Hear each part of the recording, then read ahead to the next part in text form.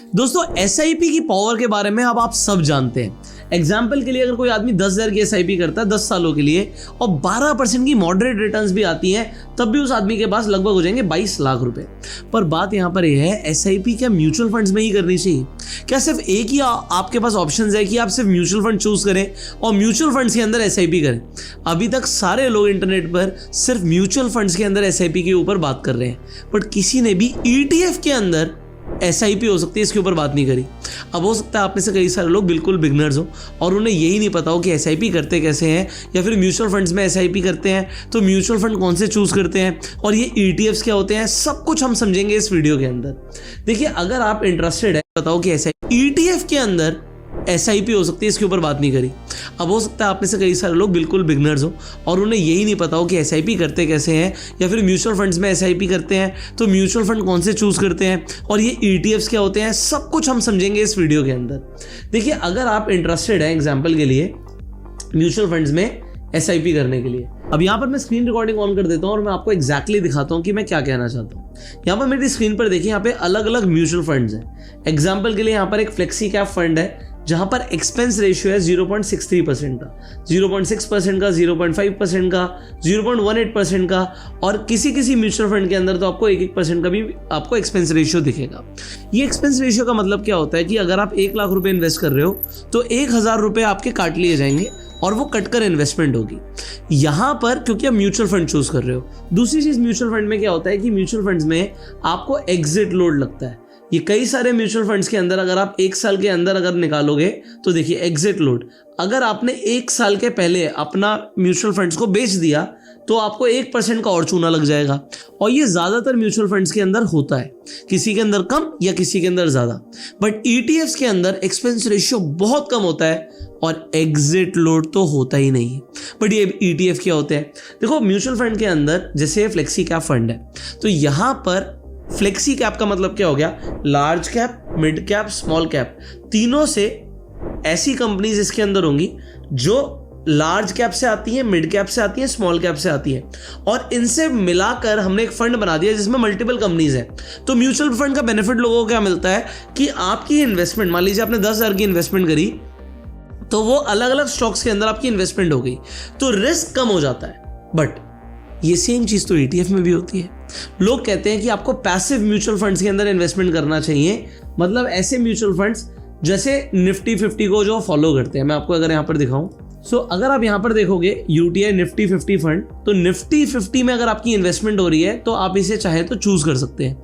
But अगर मैं आपको यहाँ पर गूगल पर लिखते हैं पहले निफ्टी 20 एक्सपेंस रेशियो और आपके सामने कंपैरिजन करते हैं, निफ्टी 20 का एक्सपेंस रेशियो है 0.04%, 0.04%, और जहां पर आप निफ्टी 50 के इंडेक्स फंड में 0.18% एक्सपेंस रेशियो दे रहे थे। तो निफ्टी 20 क्या होता है, आइए ये भी दिखा देते हैं। अगर मैं यहां पर निफ्टी 20 दिखाता हूं आपको, ये बेसिकली निफ्टी का एक ETF है जो 266 रुपीज का है। और म्यूचुअल फंड्स में क्या होता है, यहाँ पर NAV आपको मिलती है। यहाँ पर NAV क्या है इस फंड की, आपको यहाँ पर दिख रही है। NAV क्या चल रही है, 164। तो यहाँ पर ये 164 में भी 164 रुपीज में आप निफ्टी की टॉप 50 कंपनियां खरीद रहे हो, और यहाँ पर जो निफ्टी 20 आप खरीद रहे हो 266 रुपीज का है, यहाँ पर भी आप निफ्टी की टॉप 50 कंपनियां खरीद रहे हो। बट एक जगह पर आप 0.18% का एक्सपेंस रेशियो दे रहे हो और एक जगह पर आप 0.04% का एक्सपेंस रेशियो दे रहे हो। तो आपको देखना है आपके पैसे कहां लग रहे हैं। डेफिनेटली आपका ETF में कम पैसा लग रहा है तो आपको क्या चूज करना चाहिए, आपको ETF चूज करना चाहिए। दूसरी चीज, यहां पर अगर हम देखेंगे एग्जिट लोड, तो निफ्टी के इस इंडेक्स फंड में कोई एग्जिट लोड नहीं है, बट ज्यादातर म्यूचुअल फंड्स में एग्जिट लोड होता है। कहीं कहीं जो एक्टिवली मैनेज म्यूचुअल फंड्स होते हैं उसमें तो लॉक इन पीरियड भी होता है। कोई भी ETF हो उसमें एग्जिट लोड होता ही नहीं है और ना ही कोई लॉक इन पीरियड होता है, आप जब चाहे तब बेच सकते हो। बट एक कमाल की चीज मैं आपको दिखाऊंगा, ये हमारा निफ्टी का चार्ट है, ये है हमारी 4 जून की कैंडल। अब लोगों के साथ एक बहुत गलत चीज हुई थी। म्यूचुअल फंड में क्या होता है, जब आप कोई म्यूचुअल फंड लेते हो तो यहां पर ये आपकी NAV है 164 रुपीज की, ये 27 तारीख को डिसाइड हो गई। मैं जिस दिन वीडियो बना रहा हूँ उससे मतलब जब लास्ट ट्रेडिंग डे था तो 27 दिसंबर का लास्ट ट्रेडिंग डे था और उसकी क्लोजिंग का भाव इन्होंने पकड़ लिया 164। अब अगर मान लीजिए मार्केट कल खुलेगी और कल है 30 तारीख, तो 30 तारीख को अगर मार्केट खुलती है तो 30 तारीख को जिस दिन आप वीडियो देखोगे हो सकता है बाद में देखो, बट मैं एग्जांपल दे रहा हूं, तो भाव जो होगा ना वो क्लोजिंग का लिया जाएगा। यहां पर अगर आप परचेज का ऑर्डर लगाओगे तो क्लोजिंग का भाव आपको मिलेगा। हो सकता है मार्केट भागती चली जा रही हो ऊपर और आपको ऊपर का भाव मिले, क्लोजिंग का भाव मिले, तो ये आपके साथ गलत होता है। गलत क्यों होता है? क्योंकि यार मेरे सामने प्राइस चल रहा है, निफ्टी 20 मेरे सामने मूव करेगी। अगर निफ्टी मूव करेगी तो मैं अपने सामने, अगर ये यहां से नीचे से प्राइस ऊपर जा रहा था तो मैं नीचे ही पकड़ना चाहता हूं ना प्राइस को। तो आप ये ETF में कर सकते हो, बट आप ये म्यूचुअल फंड में नहीं कर सकते। म्यूचुअल फंड में क्लोजिंग का भाव मिलेगा। तो अगर ETFs बेटर है तो क्या हम ETF में SIP कर सकते हैं? ये लोगों को पता ही नहीं है। आइए मैं आपको दिखाता हूं कि आप ये कैसे कर सकते हो। तो मैं अपने फोन की स्क्रीन रिकॉर्डिंग ऑन करके आपको एग्जैक्टली दिखाता हूं। आप अपने कोई भी डीमेट अकाउंट में जाते हैं, मान लीजिए आप किसी ETF में इन्वेस्टमेंट करना चाहते हो और वो मेरे लिए निफ्टी 20 है। मैंने निफ्टी 20 सर्च किया, मेरे सामने यहाँ पर निपॉन इंडिया का निफ्टी 20 आ गया। अब यहाँ पर देखिए आपको SIP का ऑप्शन मिलता है। आप यहाँ पर अमाउंट डाल सकते हो। मान लीजिए आप 10,000 रुपये महीना, 2,000 रुपये महीना, 1,000 रुपये महीने की SIP करना चाहते हो, तो आप कुछ भी अमाउंट चूज कर सकते हो। मान लीजिए मैं यहाँ पे 10,000 कर देता हूँ या 2,000 कर देता हूँ। अब आप यहाँ पर कंटिन्यू करते हो। जब आप कंटिन्यू करोगे तो आप डेट डिसाइड करोगे कि 1st को करना है, 5th को करना है, 10th को करना है, कौन से दिन पर करना है।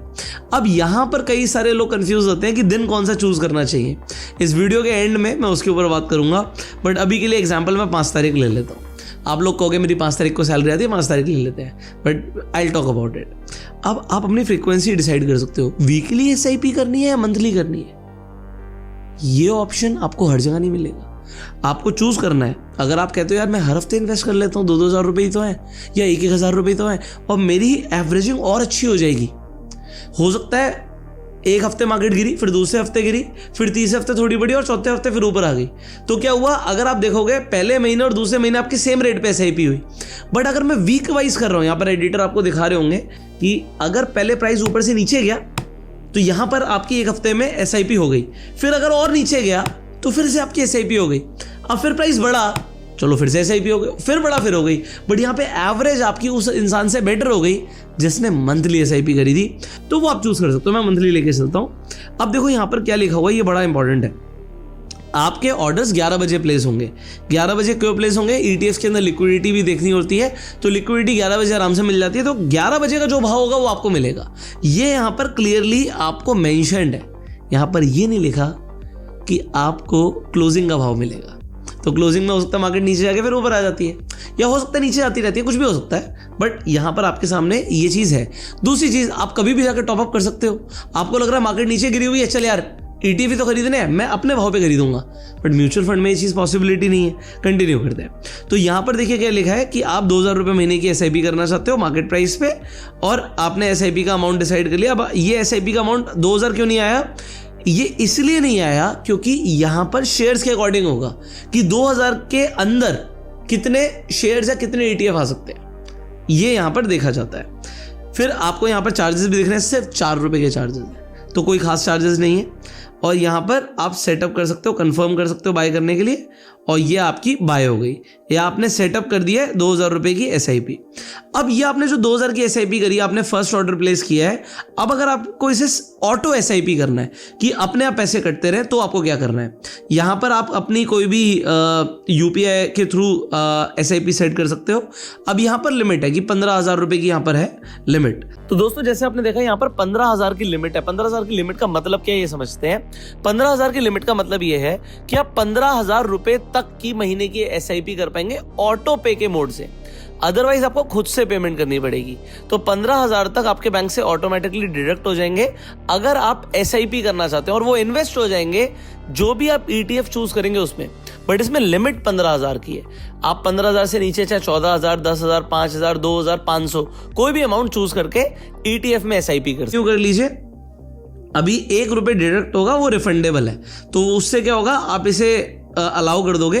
तो यहाँ पर आप अपना UPI एड्रेस डाल सकते हो। मैं अपना यहाँ पर UPI एड्रेस डाल देता हूँ। सो यहाँ पर मैंने अपनी वर्चुअल ID डाल दी है, वर्चुअल एड्रेस डाल दिया है पेमेंट का, और मुझे अपनी ऐप पर जाके कंफर्म करना पड़ेगा।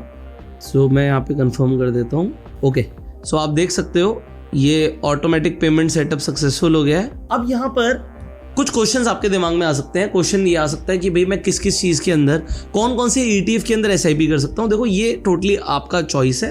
मैं आपको बताता हूँ कौन कौन से ETFs मार्केट में अवेलेबल हैं जो कि अच्छे हैं, बाकी आप चूज कर सकते हैं। जैसे निफ्टी में इन्वेस्टमेंट करना है तो निफ्टी बीज आपके पास है, बैंक निफ्टी में इन्वेस्टमेंट करना है, बैंक्स में इन्वेस्टमेंट करना है तो बैंक बीज आपके पास है। अगर आपको इंफ्रा के स्टॉक्स में इन्वेस्टमेंट करना है तो इंफ्रा ETF आपके पास है। अगर आपको लगता है मोमेंटम वाले स्टॉक्स जो भागे तो मोमेंटम 30i ETF आपके पास है। अगर आपको हांगकांग के बाजार में इन्वेस्टमेंट करना है तो हैंगसेंग बीज आपके पास है। अगर आपको हांगकांग की टेक कंपनीज में इन्वेस्टमेंट करना है तो MHK टेक आपके पास है। अगर आपको लगता है EV का फ्यूचर है और EV के स्टॉक्स में इन्वेस्टमेंट करना है तो EV का ETF आपके पास है, सिर्फ 29 रुपए का है। अगर आपको US की टॉप टेक कंपनीज में इन्वेस्टमेंट करना है तो ये मेफैंग है, ये आपके पास है। और अगर आपको मिड कैप में इन्वेस्टमेंट करना है तो मिड कैप ETF आपके पास है। और आपको स्मॉल कैप में इन्वेस्टमेंट करना है तो स्मॉल कैप ये HDFC स्मॉल कैप 250 का ETF आपके पास है। ये सारे ETFs हैं। इसके अलावा भी कई सारे ETFs हैं, ऑटो का ETF है, FMCG का ETF है। तो आपके पास बहुत ऑप्शंस हैं। कमाल की चीज़ क्या है, इन्हें आप मार्केट प्राइस पे कभी भी खरीद सकते हो। आपके सामने प्राइस आपको फ्लक्चुएट होता हुआ दिखेगा। इसके भी चार्ट्स हैं, आप अपने हिसाब से खरीद सकते हो। अब फाइनली लास्ट में जब मैंने बोला था कि SIP के लिए डेट कौन सी बेटर है, अब देखिए मैं आपको कुछ दिखाता हूँ। लोग मुझे इस तरीके से कभी कभी पूछते हैं कि सर यहाँ पर देखिए ये 1 अक्टूबर है, यहाँ पर प्राइस ऊपर था बट उसके बाद 2 अक्टूबर को सीधा गैप डाउन हो गया, 2 अक्टूबर को मार्केट बंद थी तो फिर प्राइस नीचे आ गया और उसके बाद हम नीचे खरीदते तो प्रॉफिट ज़्यादा होता। अक्टूबर के बाद आप आ जाइए नवंबर पर, तो अगर मैं नवंबर पर जाता हूँ तो यहाँ पर देखिए 1 नवंबर को प्राइस यहाँ पर था, उसके बाद प्राइस थोड़ा सा नवंबर में नीचे आ गया। अगर हम इसके अलावा पहले आ जाते हैं, अगस्त में आ जाते हैं तो 1 अगस्त को मार्केट यहाँ थी, फिर नीचे आ गई। ऑल्दो जुलाई में मार्केट ऊपर ही गई थी, बट अगर जून में देखोगे तो जून में सीधा 3 जून को मार्केट ऊपर खुलती है और फिर 4 जून को नीचे आ जाती है। तो हमें ऑप्शन मिलता है यहाँ पर इन्वेस्टमेंट करने का। बट मैं आपको सब बता रहा हूँ, ये सब मोह माया है। अगर आप यहाँ पर देखोगे पिछले ये एक आपको दिख रहा है कि अगर ये अलग अलग डेट ऑफ इन्वेस्टमेंट्स हैं, किसी ने 1 तारीख को SIP शुरू करी, 2 को, 3 को, 4 को, और यहाँ पर जो डेटा है ये 10 सालों का है। तो 10 सालों में दिखता है कि किसी ने अगर 1 तारीख को SIP करी तो लगभग निफ्टी ने 12% का रिटर्न दिया, मिड कैप ने 15.87 का और स्मॉल कैप ने 12.73% का।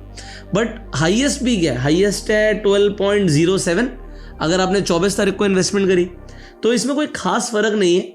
हाँ, बट फर्स्ट से बेटर है कि आप कोई और डेट चूज कर लो, तो ये आपकी अपनी चॉइस रहेगी। ऑल्दो कोई खास फर्क पड़ता नहीं है, फर्स्ट को सभी करते हैं, एक ये लोगों की धारणा है। बाकी 10 साल में कोई फर्क नहीं पड़ता, जो भी आप डेट डिसाइड करते हो that is the best. But मैंने आपके सामने पूरा डेटा दिखा दिया है, ये आप आराम से स्लो करके स्क्रीनशॉट लेके चेक कर सकते हो और आप देख सकते हो कि आपके लिए SIP के लिए डेट कौन सी अच्छी रहेगी। सो दोस्तों